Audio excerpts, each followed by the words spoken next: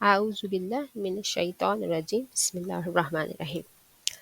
آج کی کتاب ہے تذکار صحابیات یعنی صحابیات کا تذکرہ۔ اس کے رائٹر ہیں طالب ہاشمی۔ تو ہم چلتے ہیں کتاب و سنت.com پر دستیاب تمام الیکٹرانک کتب عام کاری کے مطالعے کے لیے۔ اس میں کتب کی تفصیل ہے، اس کو آپ دیکھ سکتے ہیں۔ یہ تذکار صحابیات طالب ہاشمی نے لکھی ہے۔ اس کا ہم پہلے مقدمہ پڑھیں گے انشاءاللہ۔ مضامین کی فہرست کو ہم نکالتے ہیں انشاءاللہ، ہم پڑھتے جائیں گے تو ہمیں اس فہرست کا پتہ چلتا جائے گا۔ بہت بہترین کتاب ہے انشاءاللہ العزیز، آپ انجوائے کریں گے۔ بہت آپ کو صحابیات کے بارے میں انفارمیشنز ملیں گی۔ تو شروع کرتے ہیں۔ تو یہ اس کا انہوں نے کن کے نام کیا اس کتاب کو؟ پیکر جود و سخا الحاج احسان الحق فاروقی صاحب مرحوم و مغفور کے نام، جن کی مشفقانہ سرپرستی اور پرخلوص تعاون کی بدولت آج سے چند سال پہلے اس کتاب کا پہلا ایڈیشن منصہ شہود پر آیا، یعنی سامنے آیا۔ جناب موصوف حکیم الامت حضرت علامہ اقبال کے ان اشعار کی سچی تصویر تھے۔ اس کی امیدیں قلیل، اس کے مقاصد جلیل، اس کی ادا دل فریب، اس کی نگاہ دل نواز، نرم دم گفتگو، گرم دم جستجو، رزم ہو یا بزم، پاک دل و پاک باز۔ یہ مجسمہ خیر مرد مومن 26 دسمبر 1986 کو نماز فجر کے بعد اس دنیا فانی سے ہمیشہ کے لیے روح پوش ہو گئے، یعنی کہ وفات پا گئے۔ اس کتاب کے پڑھنے والوں سے استدعا ہے، درخواست ہے، ریکویسٹ ہے کہ وہ الحاج احسان الحق فاروقی کے لیے صدقے دل سے دعا کریں کہ اللہ تعالیٰ ان کو اپنے سایہ رحمت میں جگہ دے، ان کے درجات بلند فرمائے اور اس کتاب کو ان کے لیے صدقہ جاریہ بنا دے۔ ناچیز طالب ہاشمی۔ تو آگے چلتے ہیں۔ بسم اللہ الرحمن الرحیم۔ مقدمہ ہے جو جناب حبیب احمد صدیقی صاحب MA LLB علی گڑھ یونیورسٹی دسمبر 1978 میں طالب ہاشمی صاحب کی مؤخر تصنیف 30 پروانے شمع رسالت کے شائع ہوئی، جسے اہل علم نے ہاتھوں ہاتھ لیا، نہیں بہت مشہور ہوئی نا، وہ اپنی نوعیت کی نہایت مقبول تصنیف ٹھہری۔ اب ہاشمی صاحب تذکار صحابیات شائع کر رہے ہیں، جس میں 200 سے زائد صحابیات کے حالات درج ہیں۔ 200 سے زیادہ۔ اردو کی کسی ایک کتاب میں صحابیات کی اتنی کثیر تعداد کے حالات آج تک بیان نہیں کیے گئے۔ اس وقت میرے سامنے 2 کتابیں ہیں، ایک مولانا سعید احمد انصاری سابق رفیق دارالمصنفین اعظم گڑھ کی سیر الصحابیات اور دوسری صاحب مشکات شیخ ولی الدین ابی عبداللہ محمد بن عبداللہ الخطیب کی تالیف کا اردو ترجمہ اسماء الرجال۔ اول الذکر یعنی جس کا پہلے ذکر آیا میں 45 صحابیات کے سوانح حیات قلم بند کیے گئے ہیں اور مؤخر ذکر میں 68 کے، دونوں میں بہت اختصار سے کام لیا گیا ہے۔ ہاشمی صاحب کی تصنیف میں بیشتر تذکرے مفصل ہیں، تفصیل کے ساتھ۔ ہاشمی صاحب کی فراہم کردہ تفصیلات متعلقہ شخصیتوں کی جیتی جاگتی تصویر پیش کر دیتی ہیں۔ ان تفصیلات کے بغیر کسی کے صحیح کردار سے آگاہ ہونا دشوار ہو جاتا ہے۔ اس بات کو واضح کرنے کے لیے میں صرف ایک صحابیہ حضرت ام عمارہ کے تذکرے پر اکتفا کروں گا۔ اس کی ڈیٹیل تھوڑی سی۔ اسماء رجال میں ان کے حالات چند سطروں میں بیان کیے گئے ہیں جو نقل کرتا ہوں۔ نصیبہ نام کعب کی صاحبزادی انصار میں سے ہیں، بیعت عقبہ میں حاضر اور شریک ہوئیں، غزوہ احد میں اپنے شوہر زید بن عاصم کے ہمراہ شریک ہوئیں، پھر بیعت رضوان میں شامل ہوئیں، پھر جنگ یمامہ میں حاضر ہوئیں اور دست بدست جنگ کی۔ اس لڑائی میں ایک ہاتھ ضائع ہو گیا اور تلوار اور نیزے کے 12 زخم لگے۔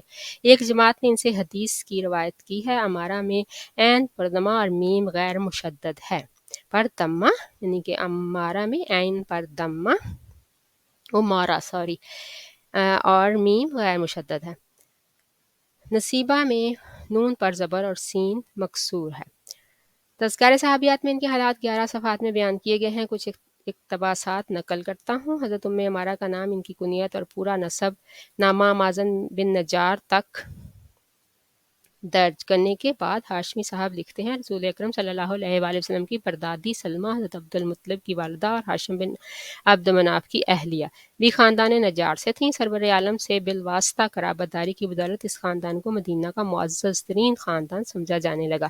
ہجرت کے بعد حضور صلی اللہ علیہ وآلہ وسلم قباء سے مدینہ منورہ تشریف لائے تو آپ کی میزبانی کا شرف حضرت ابو ایوب انصاری کو حاصل ہوا جو بنو نجار کے رئیس تھے۔ حضرت عمارہ اسی عظیم خاندان سے تعلق رکھتی تھیں۔ ظاہر ہے ایسے خاندان سے تعلق رکھنا ہی بجائے خود ایک بہت بڑا شرف تھا، لیکن سچ پوچھیے تو حضرت عمارہ کا حقیقی سرمایہ افتخار کچھ اور تھا۔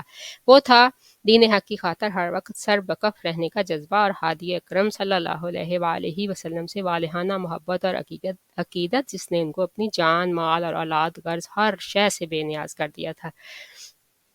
اسی عقیدت اور جذبہ اخلاص نے ان کو اتنا بلند مرتبہ عطا کیا کہ بڑے بڑے صحابہ ان پر فخر کیا کرتے تھے۔ حضرت عمارہ کا پہلا نکاح زید بن عاصم سے ہوا جو ان کے چچا زاد بھائی تھے۔ زید سے ان کی 2 اولادیں ہوئیں، عبداللہ اور حبیب۔ ان دونوں بھائیوں نے شرف صحابیت حاصل کیا اور تاریخ میں بڑی شہرت پائی۔ زید کی وفات کے بعد حضرت عمارہ اربع بن عمر کے عقد نکاح میں آئیں۔ ان سے 2 بچے تمیم اور خولہ پیدا ہوئے۔ حضرت عمارہ کا شمار انصار کے سابقین اولین میں ہوتا ہے۔ وہ اس زمانے میں اپنے سارے خاندان سمیت مشرف اسلام ہوئی جب بیعت عقبہ اولیٰ کے بعد حضرت مصعب بن عمیر یثرب میں اسلام کی تبلیغ کر رہے تھے۔ قبول اسلام کے بعد سن 13 نبوت میں انہیں ان 75 نفوس قدسی میں شامل ہونے کا شرف حاصل ہوا جنہوں نے بیعت عقبہ کبیرہ میں سرور عالم صلی اللہ علیہ وآلہ وسلم سے بیعت کی۔ حضرت عمارہ کا بھی معرکہ احد میں شریک ہوئیں اور ایسی شجاعت، جاں بازی اور عزم و ثبات کا مظاہرہ کیا کہ تاریخ میں خاتون احد کے لقب سے مشہور ہوئیں۔ طبقات ابن سعد کی روایت کے مطابق ان کے شوہر اربع بن عمر اور دونوں بڑے فرزند عبداللہ اور حبیب بھی رضوان علیہم اجمعین بھی غزوہ احد میں ان کے ساتھ شریک تھے۔ جب مجاہدین انتشار کا شکار ہو گئے تو اس وقت رسول اکرم صلی اللہ علیہ وآلہ وسلم کے پاس گنتی کے چند سرفروش باقی رہ گئے۔ حضرت عمارہ نے یہ کیفیت دیکھی تو انہوں نے مشکیزہ پھینک کر تلوار اور ڈھال سنبھال لی اور حضور صلی اللہ علیہ وآلہ وسلم کے قریب پہنچ کر غفار کے سامنے سینہ سپر ہو گئیں۔ غفار بار بار یورش کر کے حضور صلی اللہ علیہ وسلم کی طرف بڑھتے اور عمارہ انہیں دوسرے ثابت قدم مجاہدین کے ساتھ مل کر تیر اور تلوار سے روکتی۔ اتنے میں ایک مشرک نے ان کے سر پر پہنچ کر اپنی تلوار کا وار کیا۔ عمارہ نے اسے اپنی ڈھال پر روکا اور پھر اس کے گھوڑے کے پاؤں پر ایسا بھرپور ہاتھ مارا کہ گھوڑا اور سوار دونوں زمین پر آ رہے ہیں۔ ان کے فرزند عبداللہ رضی اللہ تعالیٰ عنہ نے تلوار کے ایک ہی وار سے اس مشرک کو جہنم واصل کر دیا۔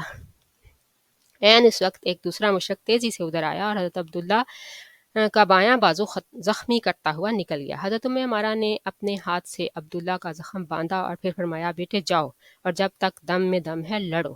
اسی اثنا میں وہی مشرک جس نے عبداللہ کو زخمی کیا تھا پلٹ کر پھر حملہ آور ہوا۔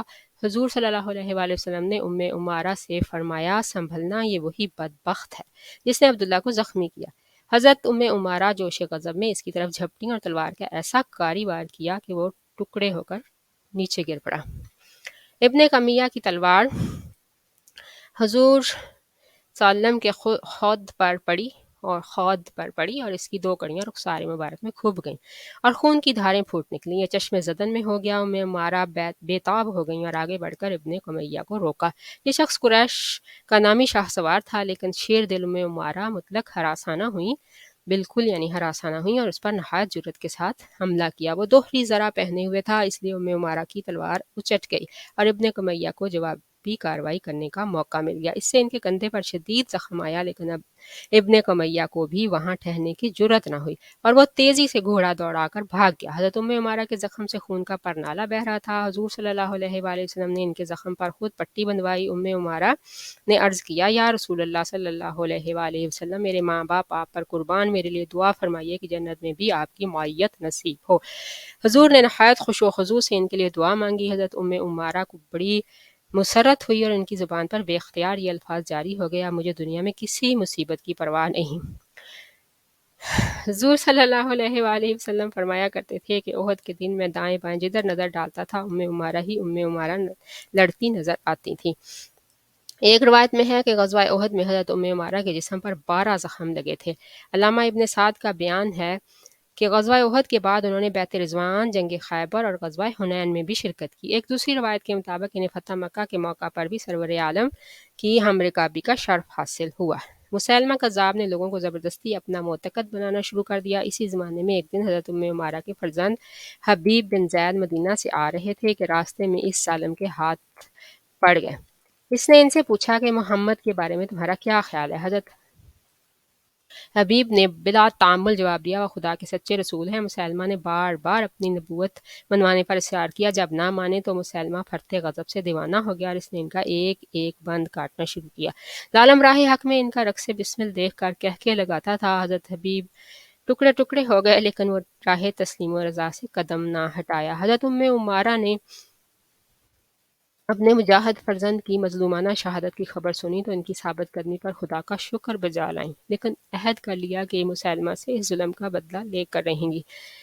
سبحان اللہ، اتنے بڑے حوصلے تھے ان ماؤں کے۔ یا رب العالمین ہمیں بھی ایسی مائیں بنا۔ حضرت ابوبکر صدیق نے حضرت خالد بن ولید کو مسلمہ کی سرکوبی پر معمور کیا تو حضرت عمارہ بھی حضرت خالد کے لشکر میں شامل ہو گئی۔ مسلمہ نے بھی مقابلہ کی زبردست تیاری کی۔ مسلمانوں اور مرتدوں کی تعداد میں 1 اور 4 کی نسبت تھی، ان کو 4 گنا زیادہ تھے۔ مسلمانوں کے بڑے بڑے تجربہ کار افسر شہید ہو گئے، لیکن ان کے پائے ثبات میں ذرا بھی جنبش نہ ہوئی۔ اب مسلمہ کی فوج پیچھے ہٹی اور اس کے باغ حدیقۃ الرحمن میں گھس کر اندر سے پھاٹک بند کر لیا۔ حضرت برا بن مالک نے دیوار پھاند کر باغ کے اندر کود گئے اور لڑتے بھٹتے باغ کے دروازے پر پہنچ کر پھاٹک اندر سے کھول دیا۔ اب مرتدین اور مسلمانوں کے درمیان فیصلہ کن لڑائی شروع ہو گئی۔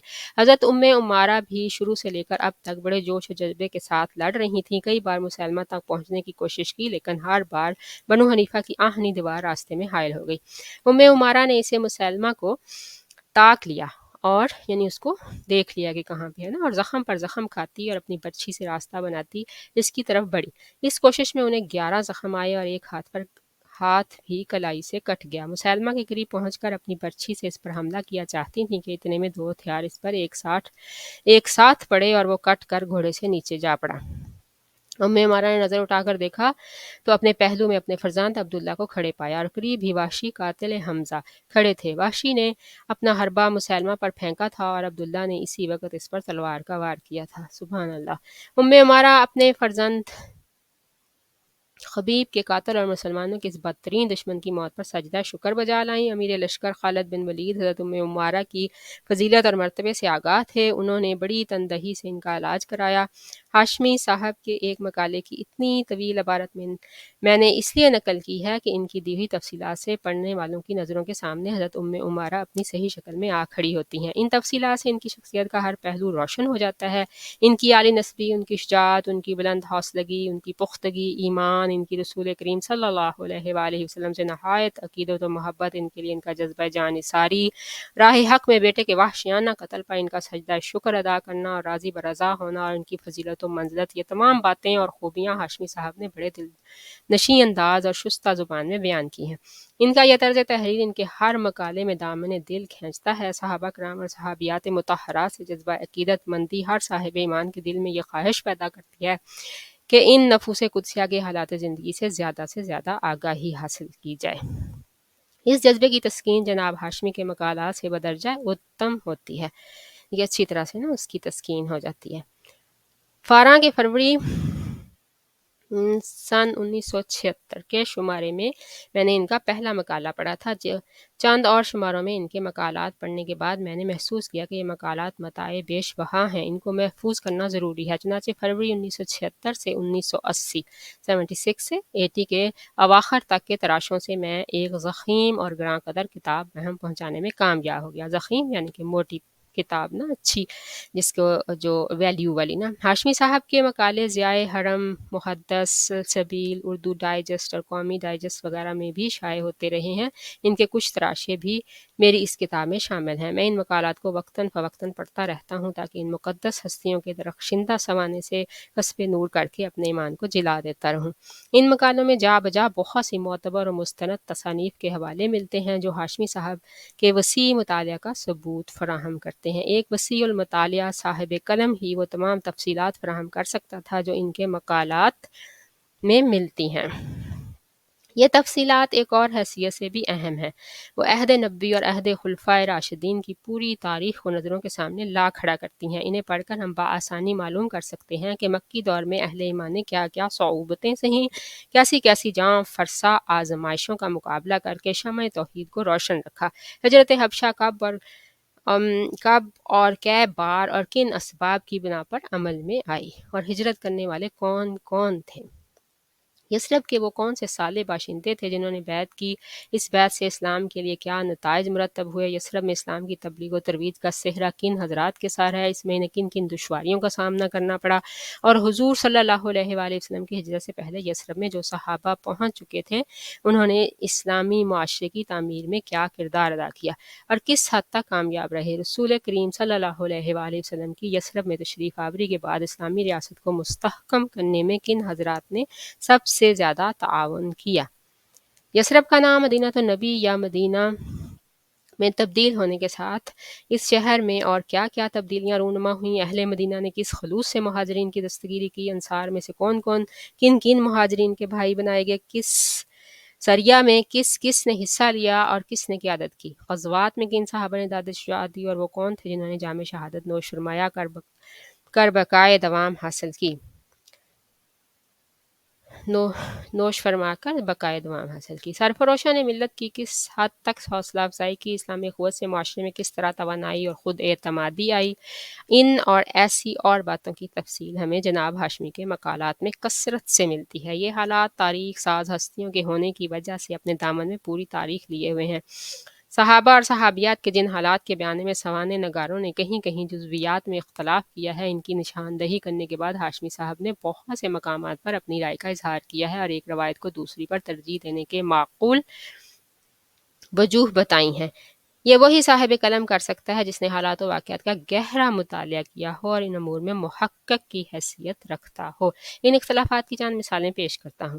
ہاشمی صاحب نے ابن اسیر کی اس روایت کی تردید کی ہے کہ حضرت ام ایمن نے حضرت ابو بکر صدیق کے عہد خلافت میں وفات پائی۔ انہوں نے حافظ ابن حجر عسقلانی کا یہ قول پیش کیا کہ حضرت عمر فاروق رضی اللہ تعالیٰ عنہ کی شہادت کا واقعہ سن 24 ہجری میں پیش آیا تو حضرت ام ایمن کو بہت صدمہ ہوا۔ مزید برآں علامہ ابن سعد کی روایت سے ان کا حضرت عثمان ذوالنورین کے عہد خلافت میں زندہ ہونا ثابت ہے۔ ان کے عہد میں کھجوروں کے درختوں کی قیمتیں بہت بڑھ گئی تھیں۔ اسی زمانے میں حضرت ام ایمن کے صاحبزادے حضرت اسامہ کو لوگوں نے دیکھا کہ وہ ایک کھجور کے درخت کی پیڑی کھوکھلی کر رہے ہیں۔ جب ان سے پوچھا گیا کہ ایک قیمتی درخت کو اس طرح کیوں ضائع کر رہے ہیں تو انہوں نے جواب دیا کہ میری والدہ نے اس کے مغز کی فرمائش کی ہے اور چونکہ مجھے ان کی فرمائش کھجور کی قیمتی پیڑ سے زیادہ عزیز ہے اس لیے ایسا کر رہا ہوں۔ ان وجوہ سے حضرت ام ایمن کی وفات کا حضرت ابو بکر صدیق کے عہد میں واقع ہونا صحیح نہیں۔ حضرت ام ایمن اور دوسری جو ان کی ہے تحقیق وہ ہے کہ حضرت ام ایمن کے پہلے شوہر عبید بن زید کے سلسلہ میں ہاشمی صاحب نے لکھا ہے کہ مولانا سعید احمد انصاری صاحب نے سیر الصحابیات میں بیان کیا ہے کہ عبید بن زید یثرب کے خاندان حارث بن خزرج سے تعلق رکھتے تھے، مگر ابن سعد اور ابن مندہ پر اعتماد کر کے ہاشمی صاحب عبید بن زیاد کا تعلق اوف بن خزرج کے خاندان سے تسلیم کرتے ہیں نہ کہ حارث بن خزرج سے۔ اور تیسری ان کی تحقیق حافظ ابن حجر رحمۃ اللہ علیہ نے روایت کی ہے کہ حضرت ام عمارہ کے شوہر حضرت عربہ بن عمرو بیعت عقبہ کبیرہ میں شریک تھے، مگر ہاشمی صاحب اسے اس لیے تسلیم نہیں کرتے کہ اور کتابوں میں اس بیعت کے شرکاء کی جو فہرست دی گئی ہے اس میں حضرت عربہ کا نام نہیں ہے۔ اور چوتھی تحقیق ہے ان کی کہ جب رسول کریم صلی اللہ علیہ وآلہ وسلم نے ہجرت کر کے مدینہ منورہ تشریف لائے تو انصار کا ہر قبیلہ اور ہر فرد خواہش مند تھا کہ اسے شرف میزبانی بخشا جائے۔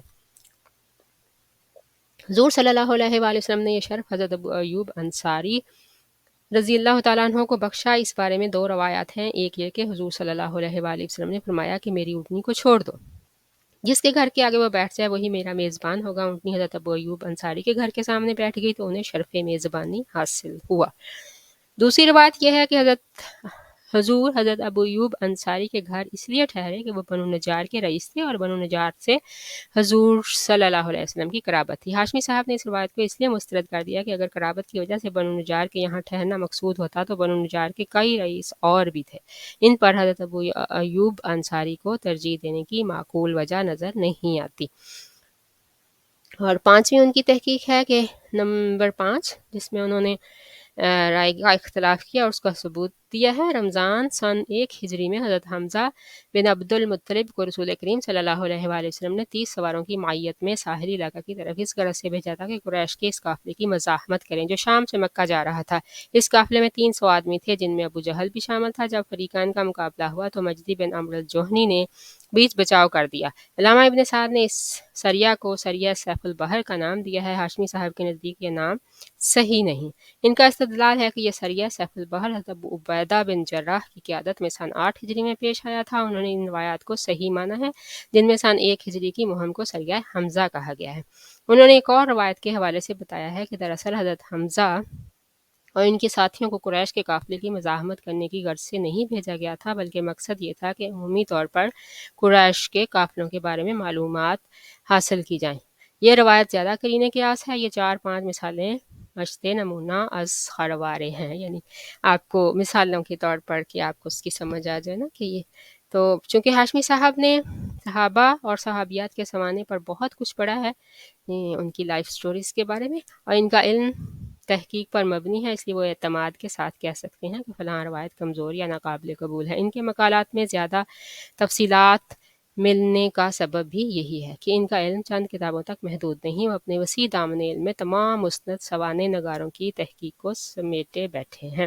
ہاشمی صاحب کے مقالات کی دل آویزی میں ان کی زبان کو بھی بڑا دخل ہے، اس کی شگفتگی اور سلاست دامن دل کھینچتی ہے اور ان کے مقالے پڑھنے میں لذت محسوس ہوتی ہے۔ وہ واقعات کی ترتیب کا خاص اہتمام کرتے ہیں، کسی قسم کی گنجلک یا پیچیدگی کا کہیں شائبہ تک نظر نہیں آتا، لیکن جو بات سمجھ نہ آئے نا کہ مکس اپ ہوا وہ نوٹ، تو ہر لفظ مناسب اور ہر محاورہ برمحل ہوتا ہے، یہ سب چیزیں مل کر عبارت میں روانی اور کشش پیدا کرتی ہے۔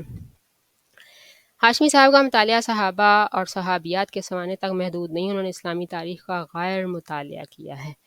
وہ نور الدین زنگی، ملک شاہ سلجوقی اور الملک ظاہر بیبرس ایسے نامور فرمانرواؤں پر کتابیں لکھ چکے ہیں، اور آج کل موحدین کے مشہور فرمانروا سلطان یعقوب المنصور پر، جس نے سن 1184 سے 99 تک 1184 سے 1199 تک حکومت کی، ان کی تصنیف زیر طباعت ہے۔ سید امیر علی نے اپنی موقر تصنیف مسلمانوں کی مختصر تاریخ میں جنگ یرموک کا ذکر تفصیل کے ساتھ کیا اور لکھا ہے کہ جس دن جنگ لڑی جا رہی تھی اسی دن 30 اگست سن 634 کو حضرت ابوبکر صدیق کی وفات کی خبر سپہ سالار کو ملی۔ فاران کے مارچ سن 1978 کے شمارے میں حضرت ابو سفیان رضی اللہ تعالیٰ عنہ پر ہاشمی صاحب کے مقالے میں میں نے پڑھا کہ یہ لڑائی حضرت عمر فاروق کے عہد خلافت میں سن 636 میں ہوئی تھی۔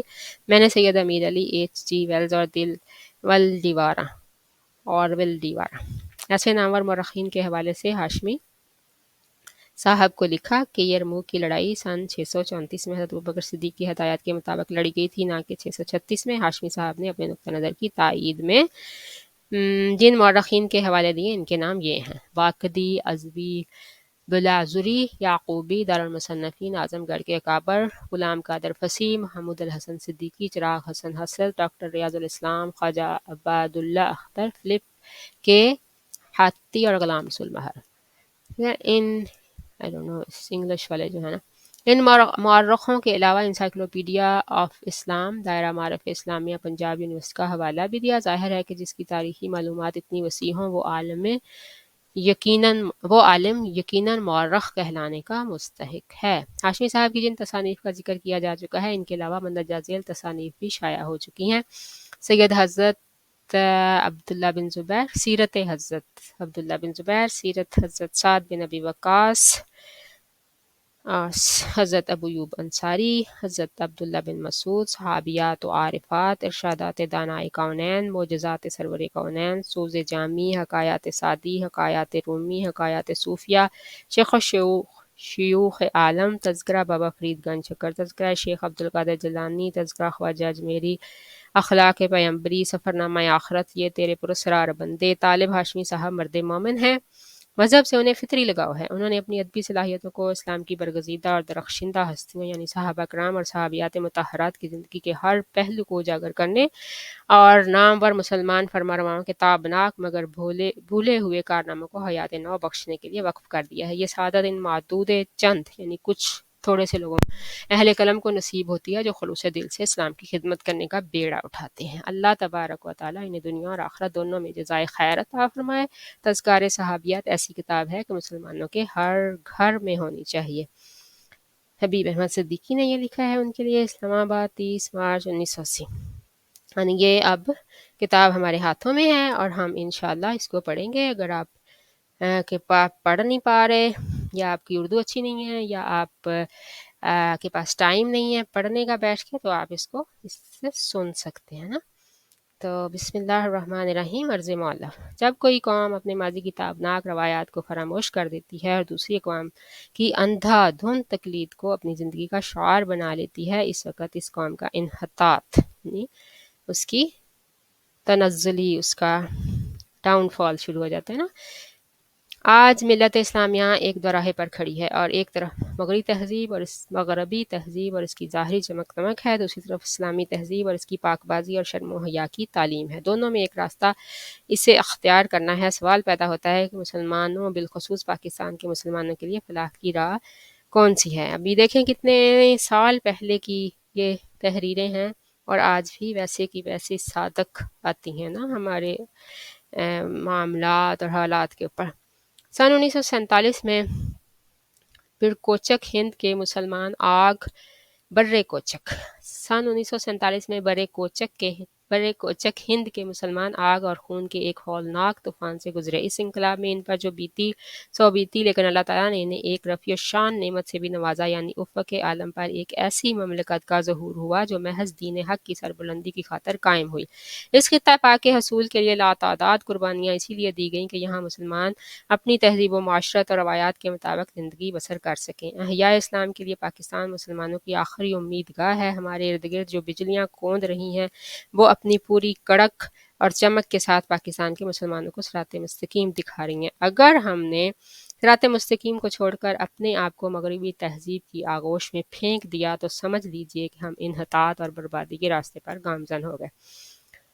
ہمارا مطلب یہ نہیں کہ مغربی تہذیب میں مطلقاً کوئی خوبی نہیں ہے۔ حقیقت یہ ہے کہ اقوام مغرب نے بنی نوع انسان کی بہبودی کے لیے آج تک جو کام کیے ہیں وہ قابل تحسین ہیں، یعنی قابل تعریف ہیں۔ ان میں تسخیر کائنات کا جو بے پناہ عزم پایا جاتا ہے وہ بھی بلا شبہ قابل ستائش ہے، تعریف کے قابل ہے۔ لیکن مغربی تہذیب کے جس تباہ کن پہلو سے ہم اپنی قوم کو خبردار کرنا چاہتے ہیں وہ ہے اہل مغرب کی صنفی بے روی۔ آج مغرب میں مرد اور عورت کے آزادانہ اختلاط، بے حیائی اور بدکاری کی جو گرم بازاری اور آزادی ہے، اس کے خوفناک نتائج کا اعتراف اہل مغرب نے خود کرنا شروع کر دیا ہے۔ مغرب میں عورت کی زندگی کا مقصد وحید یہی ہے کہ وہ مصنوعی تزئین و آرائش سے ایک لعبت حسین ایک کھلونا بن جائے خوبصورت کھلونا۔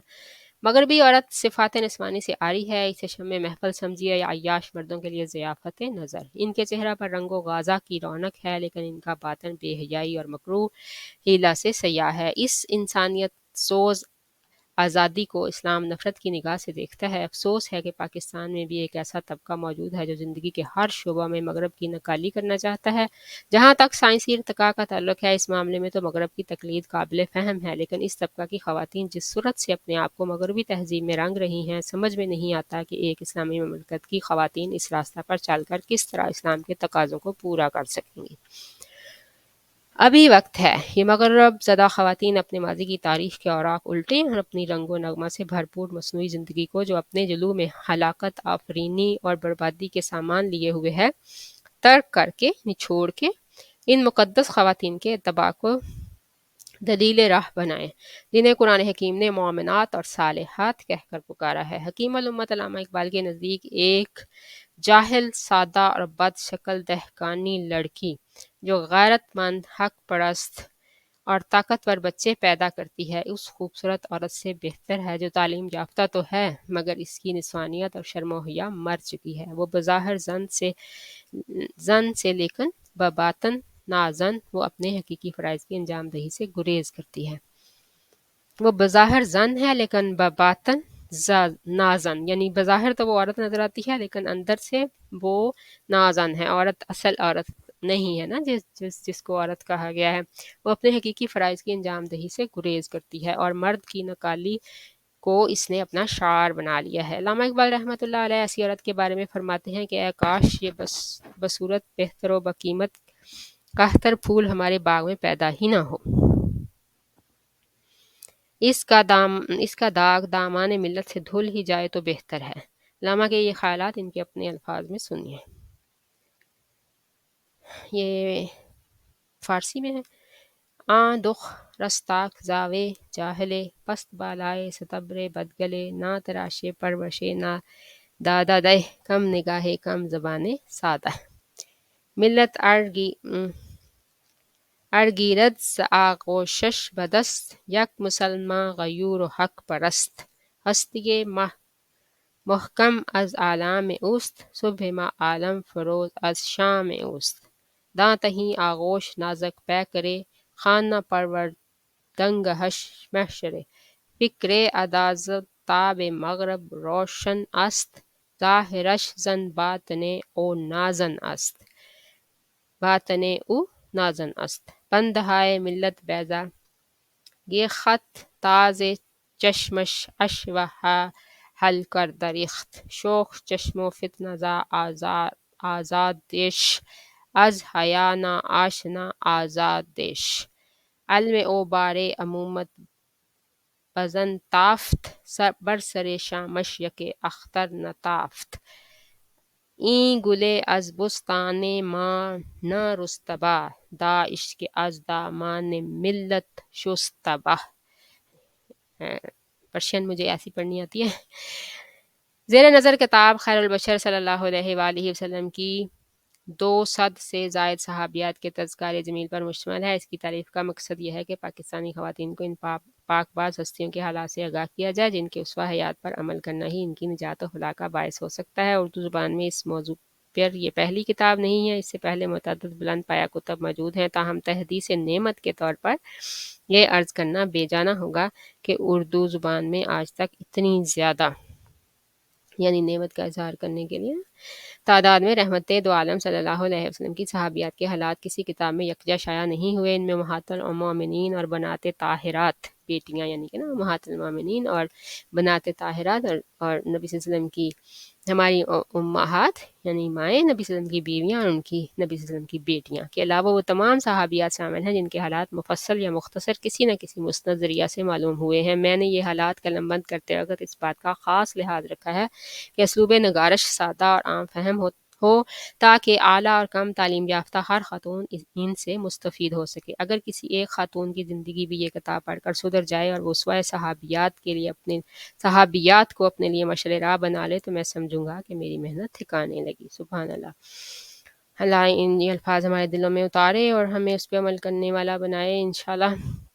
میں فضیلت مآب جناب حبیب احمد صدیقی صاحب کا صمیم قلب سے سپاس گزار ہوں، ان کو بہت زیادہ شکریہ ادا کرتا ہوں کہ انہوں نے اس کتاب کا مقدمہ لکھنے کی زحمت گوارا فرمائی۔ صاحب موصوف علم و فضل، ظرف نگاہی، شرافت نفس، وزاداری اور صفائی باطن کے اعتبار سے ایک یگانہ روزگار شخصیت ہے، یعنی کہ بالکل یونیک اور اسپیشل نا۔ وہ نہ صرف ایک بلند پایہ ادیب، محقق اور نقاد ہیں بلکہ ایک نغز گوں شاعر بھی ہیں۔ اس کا مجھے میننگ نہیں پتا کیا ہے یہ نا، جن کا بیشتر کلام سہل ممتنع کی حیثیت رکھتا ہے۔ الحاج حبیب احمد صدیقی صاحب ایم اے LLB علی گڑھ یونیورسٹی کا اسم گرامی پاکستان و بھارت کے علمی اور ادبی حلقوں میں محتاج تعارف نہیں، یعنی سب ان کو جانتے ہیں۔ اپنے علم و فضل اور گوناگوں اوصاف محاسن کی بنا پر وہ وطن عزیز کے لیے ایک عظیم سرمایہ کی حیثیت رکھتے ہیں۔ زندگی کا مختصر خاکہ یہ ہے۔ تو یہ ان کی ڈیٹیل ہے تھوڑی سی۔ نیتی تار مسلم گڑھ یونیورسٹی میں تعلیم پائی اور وہیں سے LLB کی، یہ آپ پڑھیں، ملازمت کا آغاز، اور آگے چلتے ہیں۔ انہوں نے اپنے مقدمہ میں میرے بارے میں جن خیالات کا اظہار فرمایا ہے وہ ان کے حسن ظن اور ذرہ نوازی کے آئینہ دار ہیں۔ ان کو پڑھ کر میں یہی کہہ سکتا ہوں کہ کلاہ گوشۂ دہقاں بآفتاب رسید۔ اللہ تعالیٰ ان کو جزائے خیر دے اور ان کے وجود بابرکت کو تا دیر سلامت رکھے۔ آخر میں قارئین کرام سے صدا ہے کہ وہ اس کتاب کے اس کام کی نشاندہی کر کے اس کام یعنی اس کی جو سکم ہے، سکم کے کوئی غلطی یا مؤلف کو ممنون فرمائیں۔ انشاءاللہ آئندہ ایڈیشن میں ان کو دور کر دیا جائے گا۔ ناچیز طالب الہاشمی۔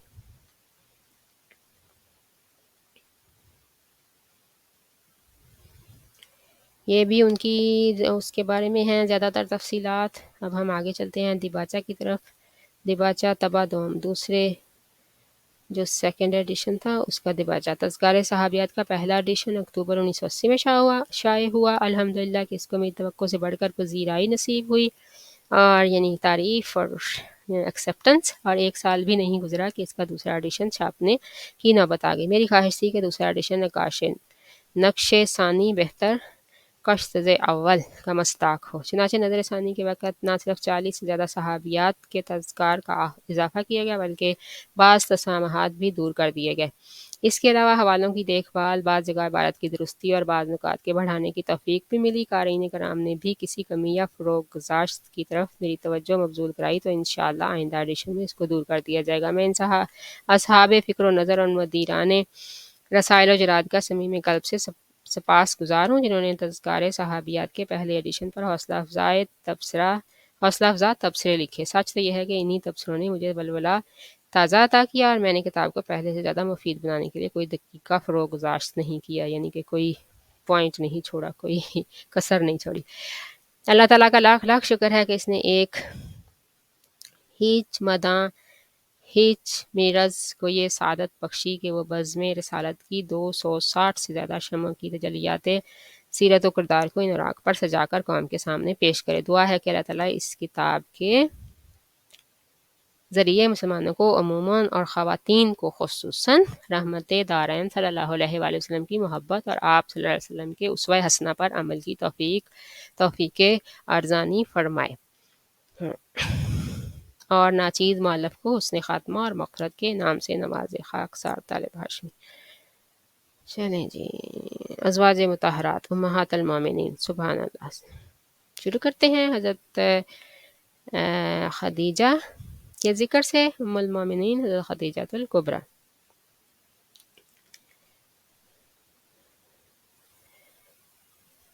بسم اللہ.